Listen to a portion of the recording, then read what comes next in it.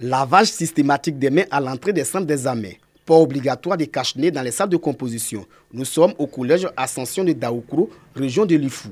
Stress et concentration s'élisent sur le visage des candidats au baccalauréat section 2020 en entendant la distribution du premier sujet. Le préfet de Daoukro exhorte les apprenants à se débarrasser de tout document compromettant. Les examens, c'est fait pour les enfants moyens, donc celui qui ne connaît pas grand-chose, en tout cas, il peut s'en sortir. Donc, il n'y a pas lieu de tricher.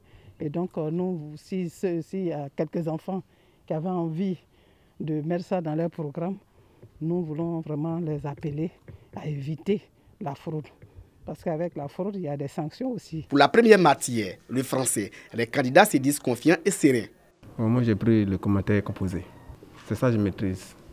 Bon, c'est facile à faire selon moi. Donc, c'est abordable. Je trouve ça intéressant, c'est pour ça que j'ai pris. Les sujets qui sont présentés ce matin sont à notre portée. Donc, je peux dire qu'il y aura assez d'admis en cette année. Pour la directrice régionale de l'éducation nationale de Lifou, toutes les dispositions sont prises pour un meilleur déroulement de l'examen.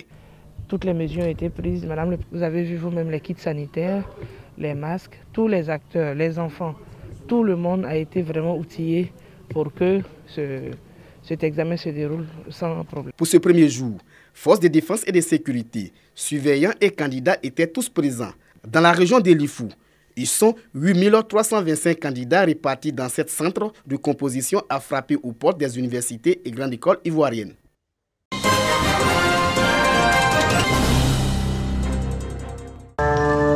Plus de 60 années de sacerdoce. Monseigneur Pierre-Marie Coty est décédé le 17 juillet dernier à l'âge de 93 ans. Au nombre des témoignages sur l'œuvre de l'homme, un fait majeur, l'histoire de l'indépendance de la Côte d'Ivoire retient de l'ancien évêque émérite du diocèse de Daloa la paternité du texte de l'hymne national.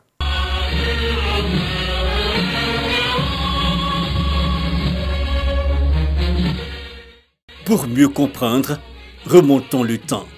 Avril 1960, la Côte d'Ivoire se prépare à la proclamation de son indépendance. La question de la composition d'un hymne urge. Ils sont plusieurs à proposer des textes et des notes musicales. L'abbé Pierre-Michel Pango, compositeur de la messe des lagunes jouée lors du jubilé d'argent de l'église, avait déjà attiré l'attention de Félix Houphouët-Boigny, ministre dans le gouvernement français à l'époque et futur président. Mais le curé n'est pas intéressé. Hucher Assoin, un collaborateur de Félix Houphouët-Boigny, est envoyé pour le convaincre. Ce dernier obtient l'accord du père Pango qui composera la musique. Hucher Assoin, pour les paroles, lui recommande un autre curé, l'abbé Pierre-Marie Coty, prêtre depuis 5 ans et excellent parolier. Leur proposition est retenue, mais un problème survient. Et cela est raconté par Monseigneur Coty lui-même au cours d'un entretien télévisé. Avant le jour de la proclamation déjà, je crois 2 ou 3 jours avant, un papier sort, une espèce de brochure quoi, où on nous présente l'hymne national. Et l'hymne national qui nous a présenté, ce n'est plus l'abbé Pango et l'abbé Pierre-Marie Coty, mais on reconnaît à Pango, auteur de la musique, mais les paroles, c'est écrit paroles de Cra Mathieu avec la collaboration de Joachim Bonny et de Pierre-Marie Coty. C'était pas la vérité. C'était pas la vérité. Mais l'injustice est réparée depuis.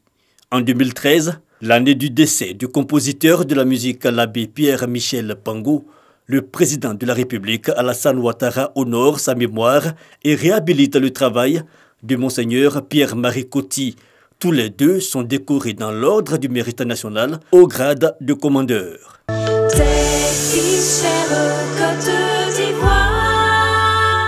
L'hymne national, au même titre que les armoiries, tous appartiennent au patrimoine symbolique de la Côte d'Ivoire. Ses concepteurs ne sont plus de ce monde. Fiers artisans de ta grandeur, tous rassemblés et pour ta gloire, te bâtiront dans le bonheur. Le refrain. Pour ta grandeur riche et noble patrie, nous marcherons de la vie, plein d'amour et plein de joie, le cœur unis.